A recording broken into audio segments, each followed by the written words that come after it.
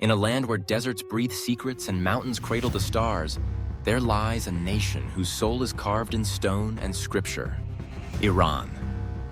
Known to the ancient world as Persia, this is a place where time doesn't pass. It lingers. Here, every breeze carries the whispers of poets, prophets, and kings. The ruins of Persepolis, the domes of Isfahan, the fire temples of Yazd, all stand as silent witnesses to a story 10,000 years in the making. This is not just a history of battles and empires. It is the journey of an identity, tested by conquest, shaped by faith, and crowned with resilience. From the brilliance of Cyrus the Great to the rise of Islam, from Mongol invasions to the modern revolution, Iran has endured, transformed, and redefined itself across the ages. To understand Iran is to understand a piece of ourselves, because so much of what we call civilization began here. This is the story of a land that refused to fade. This is the history of Iran. Before the name Iran, before kings and empires, there was only the land and the people who shaped it. Long before the modern world had drawn its maps or imagined the idea of nations, the vast plateau that we now call Iran was already stirring with life. With its sweeping mountain ranges, fertile valleys, and unforgiving deserts, the Iranian plateau formed a natural bridge between east and west, a crossroads where early humans made their mark. Some of the earliest signs of human settlement in Iran date back to the Paleolithic period, nearly 100,000 years ago. Ancient caves in places like Kermanshah and Lorestan contain traces of prehistoric hunters and gatherers, stone tools, animal bones, and even primitive cave art. But it was around 7000 BCE, during the Neolithic period, that Iran began to change forever. In places like Tepe Sialk, near modern-day Kashan, and Ganj Dareh in the Zagros Mountains, small agricultural communities began to form. These early Iranians domesticated sheep and goats, cultivated barley and wheat, and built homes of mud brick, laying the foundation for settled life. In these ancient villages, one can already see the seeds of a society rooted in ingenuity and adaptation. By the 4th millennium BCE, Iran had entered the Chalcolithic Copper Age, and metallurgy began to flourish. The people of Jiroft, in southeastern Iran, created intricate artifacts of bronze, copper, and stone, inscribed with symbols that some scholars believe may represent a form of proto-writing, possibly older than cuneiform. Jiroft's discovery in the early 21st century sparked global intrigue. Could this forgotten city represent a lost civilization of equal stature to Mesopotamia? While Mesopotamia, the land between two rivers, was building its ziggurats and writing the Epic of Gilgamesh, Elam, Iran's first true kingdom, was rising in the southwest. By around 2700 BCE, the Elamite civilization had emerged in the region of Khuzestan, with Susa as its political and religious capital. Located at the edge of the Mesopotamian plain, Susa became a vibrant cultural hub, a meeting point for Iranian highlanders and Mesopotamian city-states. The Elamites spoke a language unrelated to any other in the region, a linguistic mystery to this day, and developed their own art, religion, and bureaucratic systems. Their clay tablets, carved steles, and intricate jewelry tell the story of a sophisticated and independent society. Elamite kings ruled with divine sanction, and their gods, Inshushinak, Kiririsha, and Napirisha, were worshipped in temples adorned with colorful glazed bricks. Elam was not a quiet kingdom. It frequently clashed with neighboring Sumerians, Akkadians, and later Babylonians, engaging in wars and alliances that would define the early geopolitics of the ancient Near East. Despite periods of defeat, the Elamites proved resilient, repeatedly re-establishing their independence until they were finally absorbed by the Assyrian Empire in the 7th century BCE. While Elam thrived in the southwest, a new chapter was unfolding in the north and east of the Iranian plateau. Around 1500 to 1000 BCE, waves of Indo-European-speaking tribes, known collectively as the Indo-Iranians, began migrating into the region from Central Asia. These nomadic horsemen would leave an indelible mark on the land. Among them were the Medes and the Persians, ancestors of the future great empires of Iran. They brought with them their language, the early forms of Avestan and Old Persian, and their spiritual beliefs, centered around a struggle between truth and falsehood, light and darkness. These beliefs would later crystallize into Zoroastrianism, one of the world's earliest monotheistic religions. The Indo-Iranians did not build cities at first. They lived in tribal confederations, herded animals, and worshipped fire.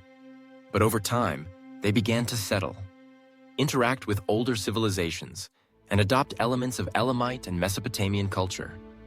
In the rugged terrain of the Zagros Mountains, the Median tribes began organizing into more centralized kingdoms by the late 8th century BCE. It was a time of convergence, of ancient and emerging identities colliding and blending to form something entirely new. By the end of the first millennium BCE, the stage was set. The Elamites had shown that civilization could flourish on Iranian soil. The Medes were forming a kingdom. The Persians, still a relatively minor tribe, were just beginning to rise under the leadership of a brilliant young leader named Cyrus. And across the plateau, from the mountains of Kurdistan to the plains of Fars, from the shores of the Caspian Sea to the heat of Baluchistan, a new culture was taking shape. One that would soon give rise to an empire so vast and sophisticated, it would be remembered not just in history books, but in the mythology of the world. Iran had not yet taken its final form, but the heartbeat of a civilization was already echoing through the valleys and mountains. The dawn had arrived.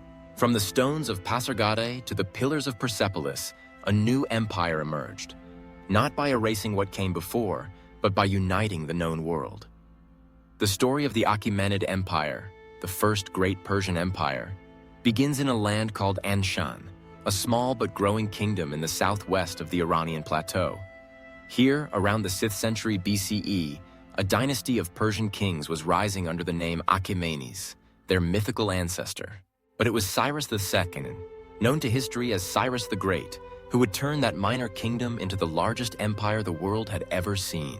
Cyrus inherited the throne around 559 BCE, and within a decade, he had united the Persian tribes under his rule. He then turned his gaze outward. His first major conquest was that of the Median Empire, ruled by his grandfather Astyages. In a dramatic reversal of power, Cyrus defeated the Medes around 550 BCE and inherited their realm, a vast territory stretching from western Iran to the borders of Anatolia. Unlike conquerors before him, Cyrus did not seek to crush his enemies or impose his culture upon them.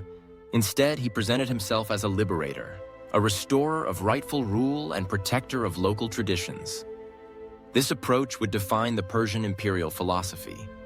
Cyrus went on to conquer Lydia in modern-day Turkey, ruled by the fabulously wealthy King Croesus, and then swept into Babylonia, taking the city of Babylon without bloodshed in 539 BCE. This conquest would become legendary. According to the Cyrus Cylinder, often described as the world's first declaration of human rights, Cyrus freed the enslaved peoples of Babylon, including the Jews, whom he allowed to return to Jerusalem and rebuild their temple. The Bible hails him as a Messiah, an anointed one chosen by God. Cyrus the Great ruled with justice, wisdom, and a keen sense of statecraft. He died in battle around 530 BCE and was buried in a modest stone tomb at Pasargadae, a site that still stands today as a symbol of Iranian pride and legacy. His legacy was not in gold or monuments, though he had both, but in an idea that an empire could be built on diversity, tolerance, and law. After the brief and tumultuous reign of Cyrus's son Cambyses II, who conquered Egypt but died mysteriously, the empire faced a crisis. A distant relative named Darius Mufers, or Darius the Great, seized power in 522 BCE and brought stability through force, strategy, and brilliant administration. Darius expanded the empire even further, pushing into India, Thrace, and even the edges of the Danube River in Europe. At its height, the Achaemenid Empire stretched over 5.5 million square kilometers, from the Indus Valley in the east to Libya and the Balkans in the west, encompassing over 70 different peoples and cultures. To govern such a vast territory, Darius implemented revolutionary reforms. He divided the empire into satrapies, or provinces, each ruled by a satrap, governor, loyal to the king. He established a unified tax system and minted standardized gold and silver coins, known as darics and sigloi. He commissioned the construction of a vast royal road system, with way stations and mounted couriers, allowing messages to travel over 2,500 kilometers in a matter of days. A marvel of logistics in the ancient world. He also compiled the Behistun inscription, carved high into a mountain in western Iran, telling the story of his rise to power in 3 languages: Old Persian, Elamite, and Babylonian. A vital artifact that would later help scholars decipher cuneiform. Darius began construction of a new ceremonial capital, Persepolis, or City of the Persians. Unlike the administrative capitals of Susa and Ecbatana, Persepolis was built as a symbol, a city of pageantry, diplomacy, and imperial majesty. The grand staircases, towering columns, and carved reliefs of Persepolis reflected the empire's grandeur and its message. Many peoples, one order, delegations from across the empire, Ethiopians, Egyptians, Greeks, Scythians, Indians, are depicted bringing gifts to the king, not as conquered slaves, but as respected subjects. The architecture fused Mesopotamian, Median, Egyptian, and even Greek styles, a visual manifestation of the empire's inclusive philosophy. The Apadana, or audience hall, could hold thousands of guests. The Hall of 100 Columns was a space of reverence and authority. Every detail of Persepolis, from the lotus motifs to the inscriptions, spoke of order, harmony, and the divine right of the Persian king. The Greeks, however, saw Persian power as a threat to their freedom. In 490 BCE, Darius launched an invasion of mainland Greece, only to be defeated at the Battle of Marathon. His son and successor, Xerxes III, tried again in 480 BCE, famously crossing the Hellespont with a vast army and defeating the Greeks at Thermopylae, but ultimately losing the campaign after defeats at Salamis and Plataea. These failures marked the beginning of the slow decline of Persian military supremacy, though the empire remained strong for another 150 years. Despite setbacks in Greece, the empire continued to thrive economically and culturally. Persian art, astronomy, law, and literature flourished. The Zoroastrian faith, centered on the worship of Ahura Mazda, was supported by the state, though the Achaemenids allowed religious freedom across their vast territory. By the 4th century BCE, the empire had grown complacent and politically fractured. Satraps grew increasingly independent, and corruption spread. In 334 BCE, a new force emerged from the west: Alexander of Macedon, better known as Alexander the Great. In just a few short years, he defeated the Persian armies at Granicus, Issus, and finally Gaugamela in 331 BCE, where the last great king of Persia, Darius III, was betrayed and murdered. Alexander entered Persepolis and, in a symbolic act of conquest and revenge for past Persian invasions of Greece, burned it to the ground, though some say he regretted it afterward. Despite the destruction, Alexander adopted many Persian customs, married a Persian noblewoman, and envisioned a fusion of East and West.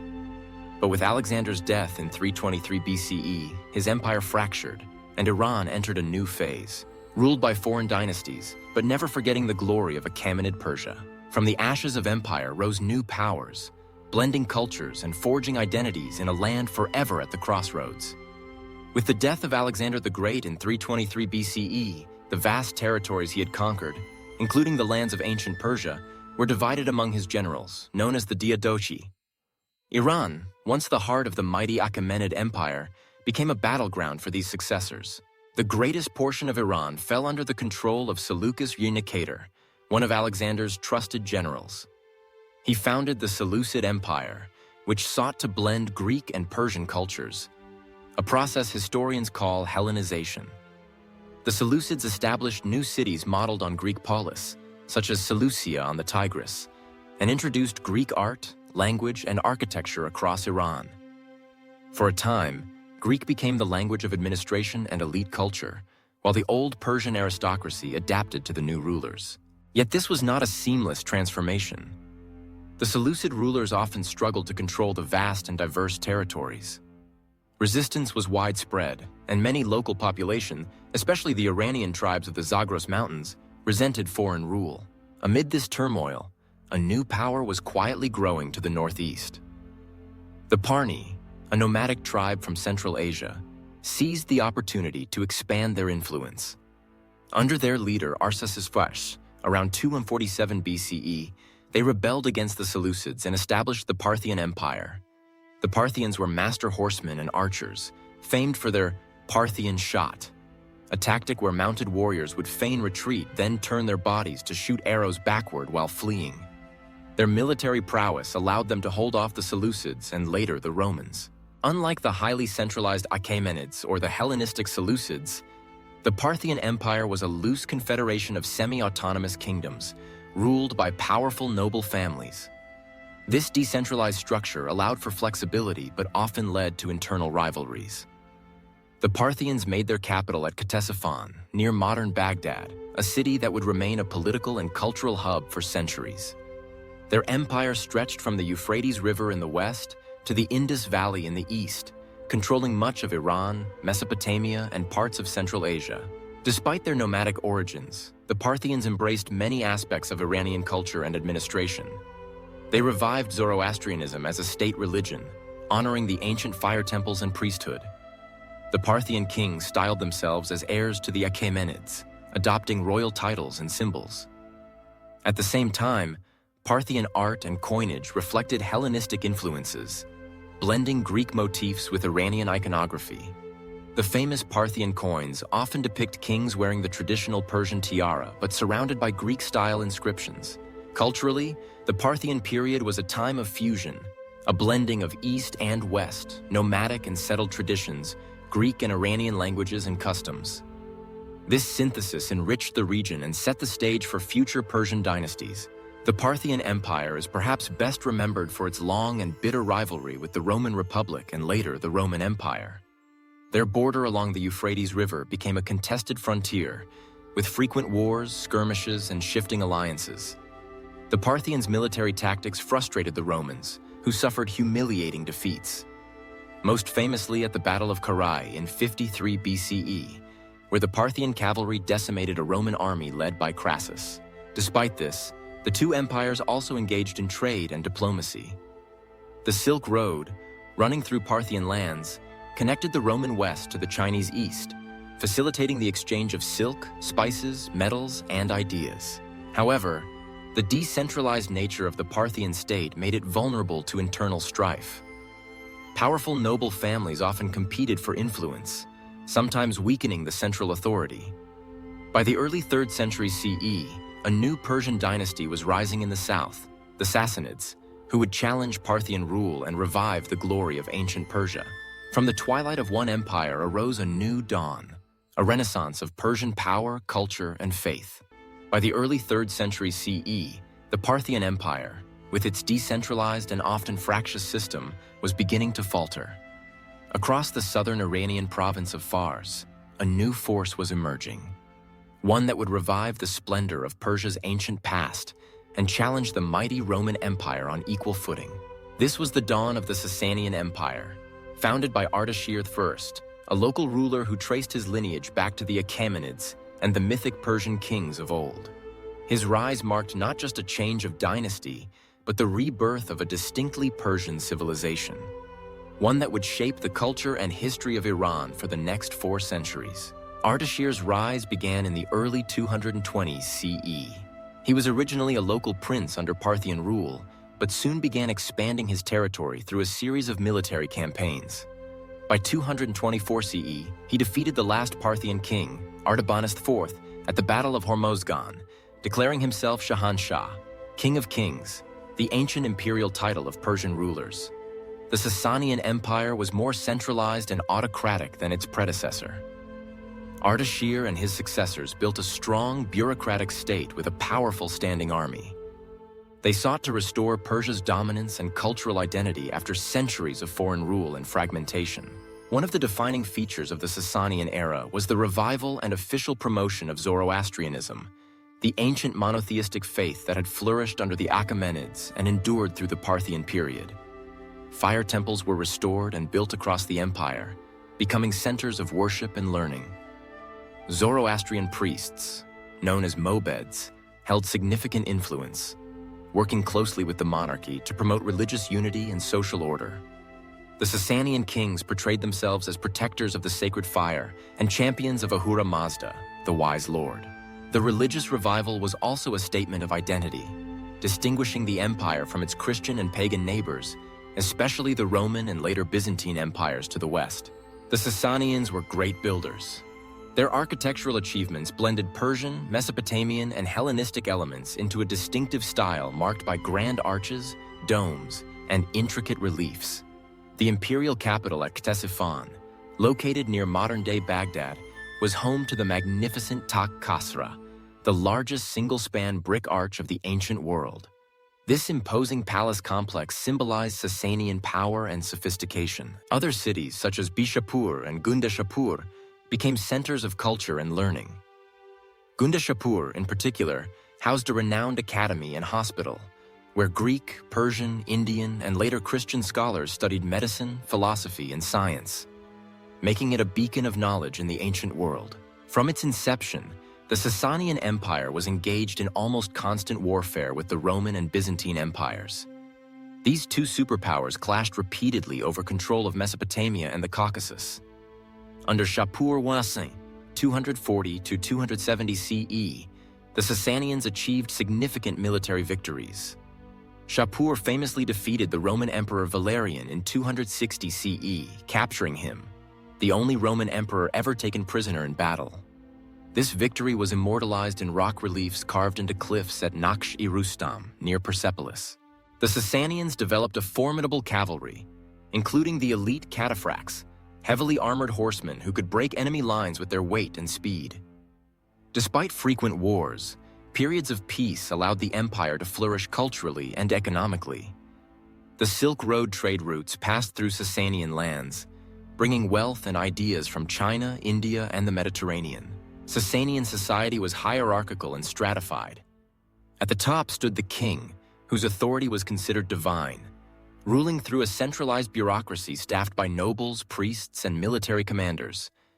Below the king were the Wuzurgan, great nobles who controlled vast estates and governed provinces. The Dakin were landed gentry and local administrators, often responsible for tax collection and local governance. Craftsmen, merchants, farmers, and peasants formed the bulk of the population. Zoroastrian law influenced legal codes, and social order was closely tied to religious principles. Women in Sasanian Iran had more rights than in many contemporary societies. They could own property, inherit wealth, and engage in business. The Sasanians left behind an extraordinary cultural legacy.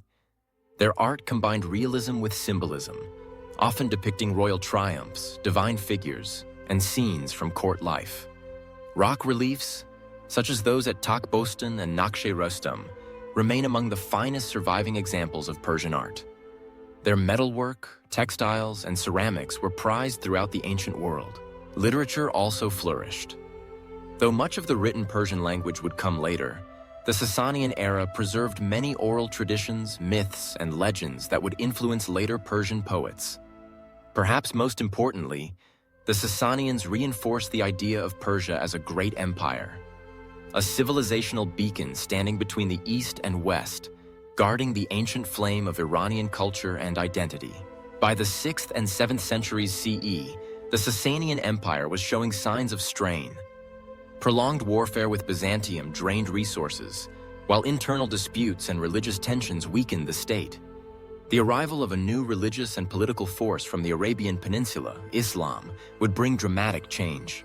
Between 633 and 651 CE, the Islamic Arab armies, united under the banner of the Rashidun Caliphate, launched a series of rapid conquests.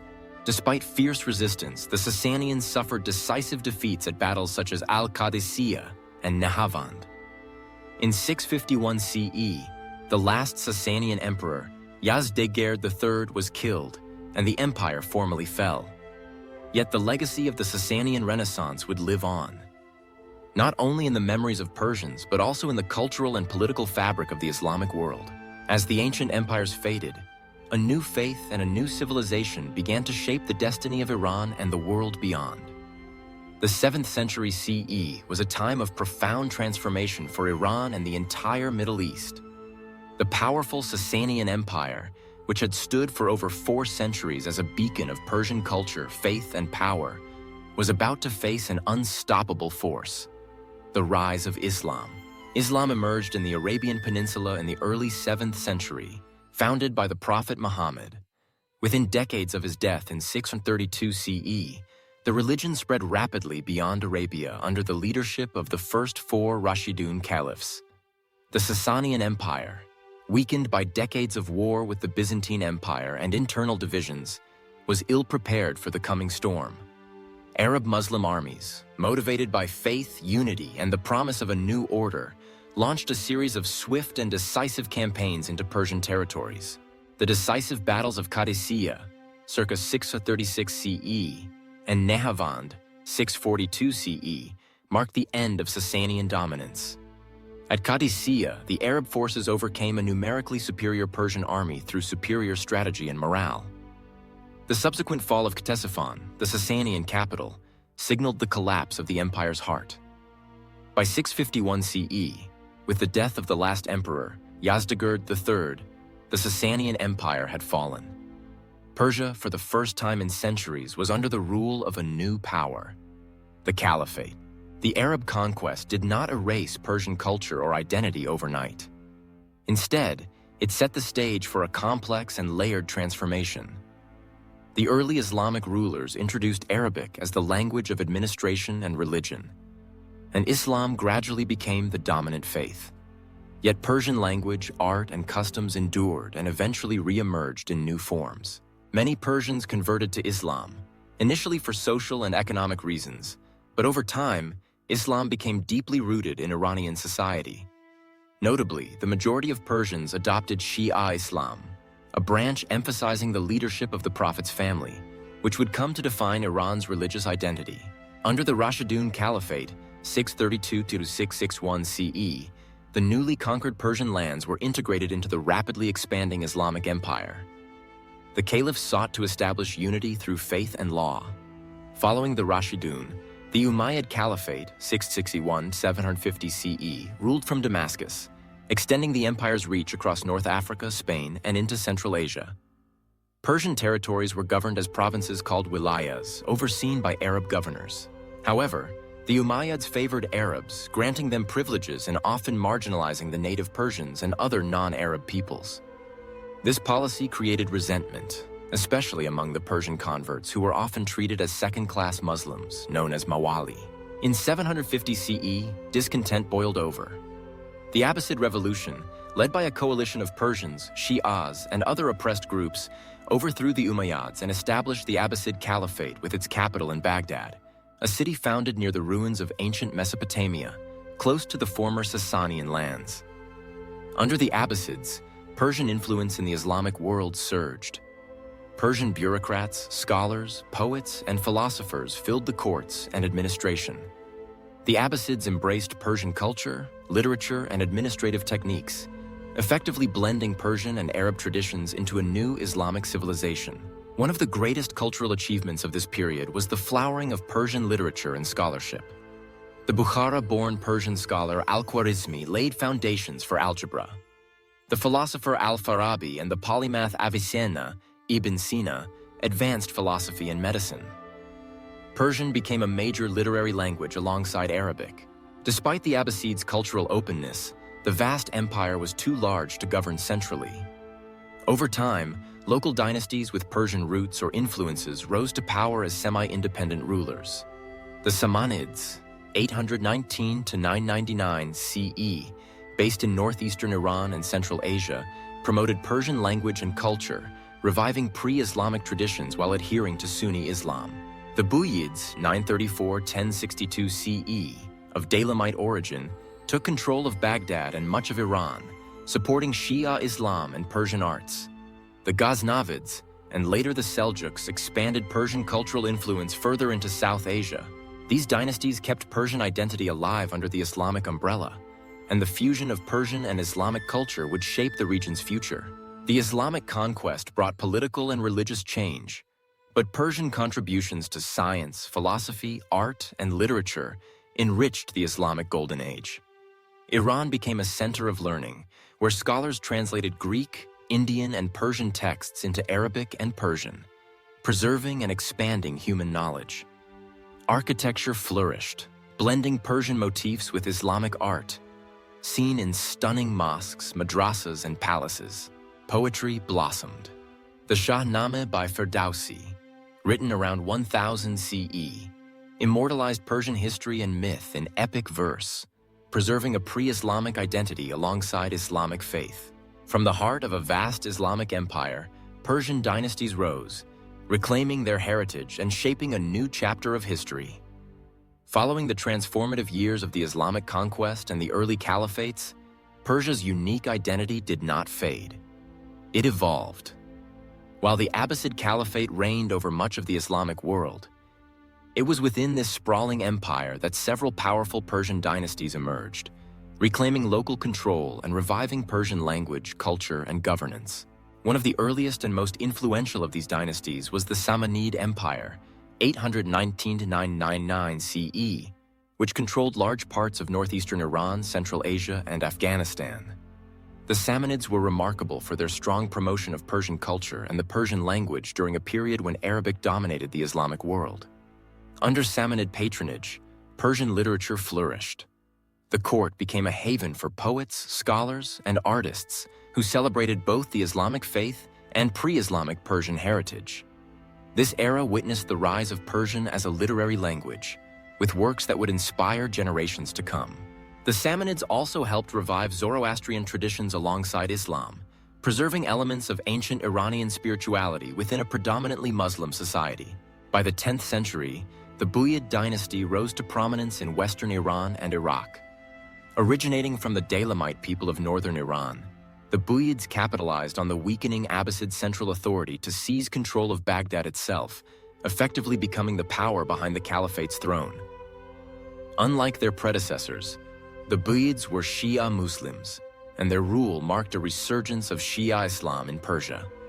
They invested heavily in architecture, scholarship, and the arts, patronizing both religious and secular works. The Buyids maintained the Persian bureaucratic traditions, strengthening local governance while paying nominal allegiance to the Abbasid caliphs.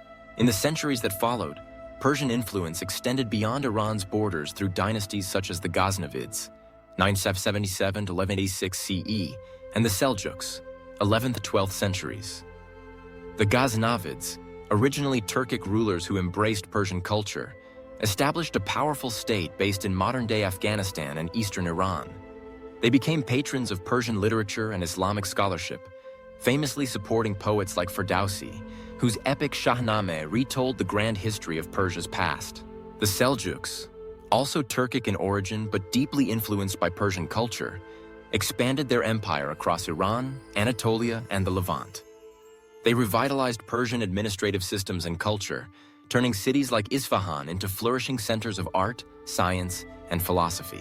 Together, these dynasties revitalized Persian identity within the Islamic world.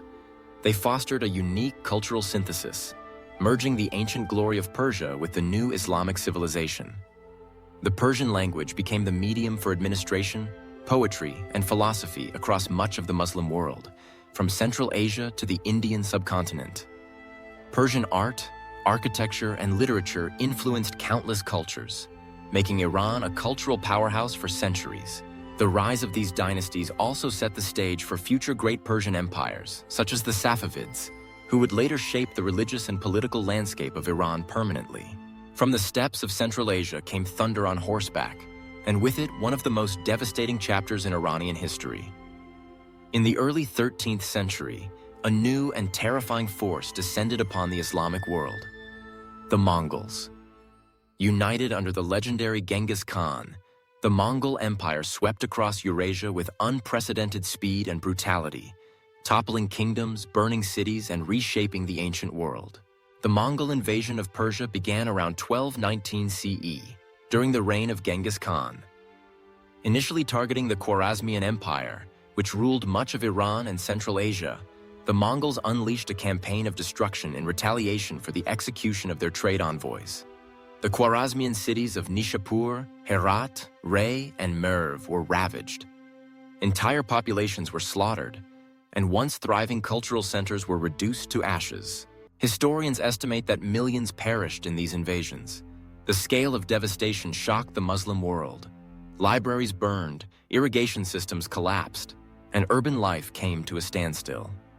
Yet from this cataclysmic destruction, a new chapter in Persian history began. After the death of Genghis Khan, his grandson Hulagu Khan was sent west by the Great Khan to subdue the Islamic heartlands.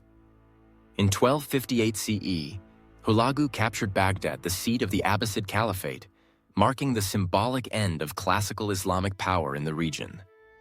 Hulagu went on to establish the Ilkhanate, a Mongol state centered in Iran, which would rule for nearly a century. The term Ilkhan means subordinate Khan, acknowledging the overlordship of the Great Khan in Mongolia. Though initially rooted in violence, the Ilkhanate gradually transformed into a settled and culturally rich Persianate state. The Mongol rulers, who began as conquerors, slowly embraced the traditions of the land they ruled. Under rulers like Kazan Khan, or 1295-1304, the Ilkhanate underwent a dramatic transformation. Ghazan converted to Islam, reformed the tax system, and supported public works. His conversion helped legitimize Mongol rule in the eyes of the Iranian population and marked a turning point in Mongol-Persian relations. The Ilkhan sponsored Persian scholars, poets, and architects. Cities like Tabriz, the Ilkhanid capital, blossomed once again, and the Persian language regained its place in administration and literature. The historian Rashid al-Din, under the patronage of Ghazan and his successor al-Jaitu, compiled the monumental Jami' al-Tawarikh, one of the world's first universal histories. While the Ilkhanate fractured and declined by the mid-14th century due to internal strife and succession disputes, its legacy was profound. It marked the fusion of Mongol vigor with Persian civilization. The Ilkhans laid the groundwork for a cultural revival that would flourish in the Timurid and Safavid eras. From the ashes of conquest, Iran had once again adapted, absorbed, and reshaped its invaders, turning tragedy into transformation. In the land of ancient empires, a new dynasty arose, not only to rule, but to redefine the soul of a nation. By the dawn of the 16th century, Iran was a land divided. In the wake of Mongol and Turkic invasions, the region had splintered into competing kingdoms and tribal confederations. Yet from the rugged northwest, a powerful new dynasty emerged, one that would not only unify Iran politically, but also transform it spiritually and culturally. This was the Safavid dynasty, and its rise would forever change the course of Iranian history. The Safavids trace their origins to a Sufi religious order based in the town of Ardabil in Azerbaijan. Founded by Sheikh Safi al-Din in the 14th century, the order grew into a powerful spiritual and political movement over generations. By the time of Ismail I, the Safavids had amassed an army of devoted Turkic warriors known as the Kizilbash, or Redheads, named for their distinctive red headgear. In 1501 CE, at just 14 years old, Ismail declared himself Shah of Iran after capturing Tabriz. More than a mere military conquest, this moment marked the beginning of a new Persian state, one that would reclaim sovereignty, restore centralized rule, and declare a bold new religious identity. Perhaps the most profound act of Shah Ismail was his declaration that Twelver Shia Islam would be the official religion of Iran. At the time, most of the Muslim world, including Iran, was predominantly Sunni. Ismail's decision was revolutionary and controversial. It established a distinct identity for Iran, setting it apart from its Sunni neighbors, especially the Ottoman Empire to the west and the Uzbeks to the northeast. The transition was not smooth. The imposition of Shi'ism was often enforced by force, and tensions with Sunni populations were high. But over time, Shia Islam took deep root in Iranian society. The Safavids built mosques, madrasas, religious schools, and shrines dedicated to Shia imams. Religious scholars, known as ulama, were invited from Lebanon, Iraq, and Bahrain to educate the populace and build the theological foundation of Shia Iran. This religious transformation became one of the most enduring legacies of the Safavids. To this day, Iran remains the heartland of Shia Islam. Under the Safavids, Iran was transformed into a centralized state. The Safavid Shahs reformed taxation, strengthened the military, and established a Persian-speaking bureaucracy. While the Kizilbash remained a powerful military elite, later rulers began to balance their influence with newly formed standing armies and administrators drawn from various ethnic backgrounds, including converted Circassians, Armenians, and Georgians. This strategy not only stabilized the state, but also gave rise to a diverse and cosmopolitan court culture that reflected Iran's imperial heritage. The reign of Shah Abbas from 1588 to 1629 marked the zenith of Safavid power. A brilliant statesman and reformer, Abbas centralized authority, reduced Qizilbash dominance, and revitalized the economy through trade and infrastructure. He moved the capital to Isfahan, which he transformed into one of the most beautiful and sophisticated cities of the early modern world. The city's central square, the Naqsh-e-Shahan Square, remains one of the largest and most stunning public spaces on Earth. Surrounded by mosques, palaces, and bustling bazaars, it embodied the fusion of Persian artistry and Shia spiritual grandeur. Abbas also fostered international trade, forging ties with European powers like Spain, England, and the Netherlands. He welcomed Christian merchants and diplomats, supported Armenian communities in New Julfa, and protected religious minorities, demonstrating a pragmatic and open-minded vision for the Safavid state. Under his rule, Iran became not only a regional power, but a respected player on the global stage. The Safavid period was a golden age for Persian art, architecture, and literature. Persian miniature painting reached new heights. Calligraphy and book arts flourished. Safavid carpets, intricately woven with silk and wool, became prized exports, admired in courts from Istanbul to Paris. Mosques and madrasas were adorned with blue tilework, muqarnas, and soaring domes. The Shah Mosque, Sheikh Lotfollah Mosque, and Ali Kapu Palace in Isfahan are masterpieces of Persian Islamic architecture. Literature also thrived. Poets continued the rich legacy of Rumi, Hafez, and Ferdowsi. Historians chronicled the achievements of the Safavid court, preserving a vivid portrait of a society confident in its power and proud of its past. Despite its golden age, the Safavid Empire began to weaken in the late 17th century. Court intrigue, economic stagnation, and military complacency eroded its strength. In 1722, Afghan forces under Mahmud Hotak captured Isfahan, bringing the dynasty to its knees. The last Safavid rulers lingered in obscurity until the dynasty's official end in the mid-18th century. Yet the Safavid legacy endured. By making Shia Islam the state religion, they created a defining pillar of Iranian identity. They revived the Persian state, culture, and language after centuries of foreign rule and fragmentation. They left behind cities, artworks, and ideas that still shape Iranian life. In the shadow of fading empires and rising global powers, Iran stood at a crossroads, struggling to preserve its sovereignty while stepping into the modern world. The fall of the Safavids in the early 18th century left Iran fragmented and vulnerable. Successor states and tribal confederations battled for power until, by the late 1700s, a new dynasty managed to consolidate control. The Qajar dynasty. Founded by Aga Muhammad Khan Qajar in 1796, this dynasty would rule Iran for over a century. A period marked by internal instability, foreign interference, and the early stirrings of modernization. Aga Muhammad Khan, a brutal yet cunning military leader, unified Iran through force and diplomacy after decades of civil war.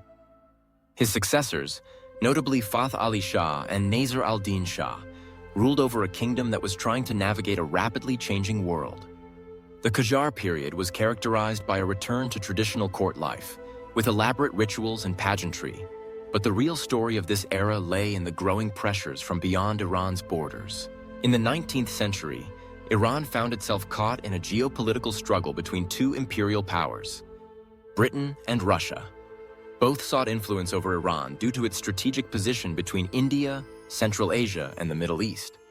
Iran suffered several humiliating defeats at the hands of Russia in the Russo-Persian Wars, 1804, 1813, and 1826 to 1828, losing vast territories in the Caucasus, including present-day Georgia, Armenia, and Azerbaijan, through the treaties of Gulistan and Turkmenchay.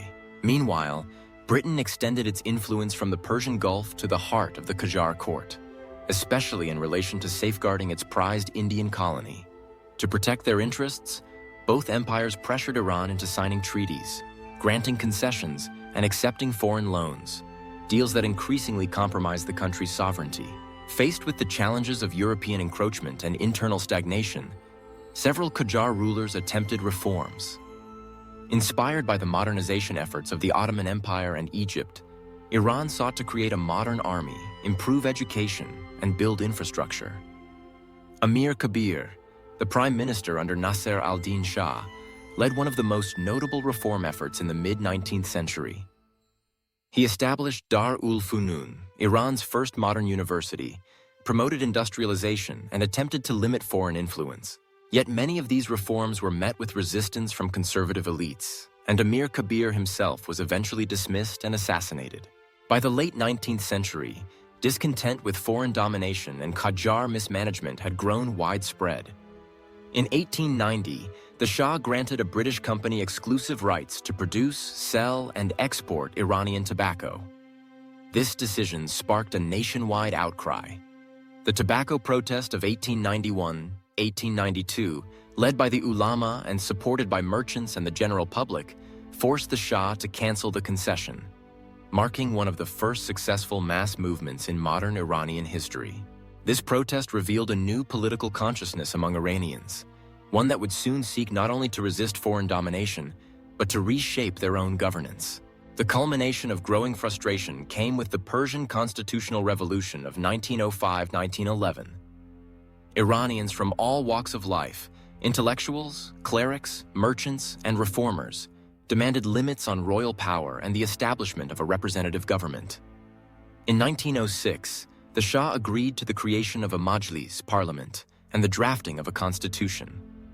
This moment marked a turning point in Iranian history, the beginning of modern political thought, civic activism, and the pursuit of democracy. Although the revolution faced many obstacles, including internal divisions, foreign interference, and royal resistance, its legacy endured, planting the seeds for Iran's future political awakening.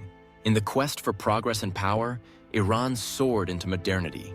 But in the shadow of palaces and pipelines, a storm was brewing. The Qajar dynasty, weakened by foreign control and internal discord, had lost its grip on power by the early 20th century. Into this void stepped a new leader, a soldier-turned-monarch who would radically reshape Iran's destiny. Reza Khan, later crowned Reza Shah Pahlavi. In 1925, he deposed the last Qajar Shah and founded the Pahlavi dynasty, ushering in a period of bold modernization, intense nationalism, and ultimately, growing dissent. Reza Shah, R. 1925-1941, embarked on an ambitious mission to transform Iran into a modern, secular state. Drawing inspiration from Turkey's Kemal Atatürk, he built roads, railways, schools, and factories. He secularized education, curbed the influence of the clergy, and introduced a new civil code based on European models. He also pushed for cultural reforms, banning the hijab, promoting Western dress, and adopting surnames. The country's name was officially changed from Persia to Iran in 1905, emphasizing national pride and historical continuity. But modernization came with repression. Political parties were banned, press freedom curtailed, and dissent crushed. While Reza Shah's reforms propelled Iran forward, they alienated many, especially religious and traditional communities. During World War II, Reza Shah's pro-German leanings led the Allies to invade Iran in 1941. He was forced to abdicate, and his son, Mohammad Reza Pahlavi, assumed the throne. The early reign of Mohammad Reza Shah, Arshad 1941 to 1979, was marked by instability and foreign interference. In 1951, Iran's democratically elected Prime Minister, Mohammad Mossadegh, nationalized the country's oil industry, previously controlled by the British. This act was met with international outrage. In 1953, a CIA and MI6-backed coup, known as Operation Ajax, overthrew Mossadegh, restoring full authority to the Shah. Though it secured Western oil interests, the coup would have long-term consequences, fueling anti-American sentiment and undermining Iran's democratic institutions. Determined to modernize and strengthen his rule, the Shah launched the White Revolution in the 1960s. A series of reforms including land redistribution, women's suffrage, and literacy campaigns. These changes won support from the West but deepened divides at home. As oil revenues soared in the 1960s, so did inequality and political repression. The Shah's regime, propped up by the feared secret police Savak, silenced critics, jailed activists, and ruled with an increasingly autocratic hand. Among the most vocal critics of the Shah's secular rule was a Shia cleric exiled in Iraq, Ayatollah Ruhollah Khomeini. His sermons, smuggled into Iran on cassette tapes, denounced the Shah's westernization, corruption, and subservience to foreign powers. By the late 1970s, economic troubles, political repression, and cultural alienation converged into mass protests. Millions took to the streets, demanding the Shah's ousting and the return of Islamic values. Despite violent crackdowns, the revolution gained momentum. In January 1979, the Shah fled Iran. And on February 1st, Ayatollah Khomeini returned in triumph to Tehran. In 1979, Iran underwent one of the most significant political transformations of the 20th century. The Islamic Revolution replaced the monarchy with a theocratic republic. A referendum formally established the Islamic Republic of Iran, with Khomeini as its supreme leader. This revolution was not merely political, it was ideological. Iran became the first modern nation governed by Shia Islamic principles, reshaping its identity, governance, and place in the world. It also marked a turning point in global geopolitics, with ripple effects that continue to this day. Reborn in revolution and tempered by decades of challenge, Iran today stands at the crossroads of history. A nation defined by resilience, complexity, and vision. The establishment of the Islamic Republic of Iran in 1979 marked the beginning of a new era, one that fused religious authority with political power. Guided by the principles of Velayat-e-Faqih, the rule of the Islamic jurist, the new government reshaped Iran's society, foreign policy, and place in the world. Under Ayatollah Ruhollah Khomeini, Iran implemented sweeping changes. Western cultural influences were purged. Islamic dress codes and religious education were enforced. Women were required to wear the hijab, and a new legal system based on Sharia law was introduced. Iran's political system became a unique hybrid, a republic with elected institutions such as the Majlis, parliament, and the presidency, overseen by unelected religious bodies like the Guardian Council and the Supreme Leader, who held the ultimate authority. In 1980, just a year after the revolution, Iran was thrust into a brutal and protracted conflict with its neighbor, Iraq, under the leadership of Saddam Hussein. Backed by Western and Arab powers, Iraq invaded Iran in hopes of toppling the new regime. The Iran-Iraq War lasted 8 years, becoming one of the deadliest conflicts of the 20th century. Hundreds of thousands perished, and cities and infrastructure were devastated. Yet the war also solidified national unity and entrenched the revolutionary regime. The Islamic Republic emerged more resilient and more distrustful of foreign powers. After Ayatollah Khomeini's death in 1989, Ayatollah Ali Khamenei assumed the role of supreme leader. The new president, Ali Akbar Hashemi Rafsanjani, focused on reconstruction and economic recovery. The 1990s and 2000s saw waves of political reform and conservative pushback. Mohammad Khatami, a reformist president elected in 1997, promoted civil society, dialogue with the West, and greater cultural openness, but his efforts were often blocked by conservative institutions. In contrast, Mahmoud Ahmadinejad, elected in 2005, represented a return to hardline populism, marked by inflammatory rhetoric abroad and a more restrictive domestic policy. One of the defining issues of modern Iran has been its nuclear program. While Iran insists it seeks peaceful energy development, many in the international community feared weaponization. This led to severe economic sanctions, diplomatic isolation, and rising tensions with the West, particularly the United States and Israel. In 2015, a major breakthrough occurred. The Joint Comprehensive Plan of Action, JCPOA, commonly known as the Iran nuclear deal, was signed with world powers. Iran agreed to limit its nuclear activities in exchange for sanctions relief. However, in 2018, the United States unilaterally withdrew from the deal under President Donald Trump, reigniting tensions and uncertainty. Despite political and economic pressures, Iran remains a vibrant, complex society. It has one of the most educated populations in the region, a rich literary and artistic tradition, and a powerful sense of national identity. The younger generation, connected to the world through technology and social media, increasingly calls for reform, freedom, and opportunity. Mass protests, such as the Green Movement of 2009 and the Woman Life Freedom Movement of 2022, reflect a society grappling with change and demanding accountability. Modern Iran is a land of paradoxes, where ancient traditions meet youthful ambition and revolutionary ideals confront democratic aspirations. It is a nation shaped by empire and faith, by resistance and renewal. Through revolutions, wars, and sanctions, Iran has endured. And though its future remains unwritten, one truth holds firm. Iran's story, like its people, continues to evolve.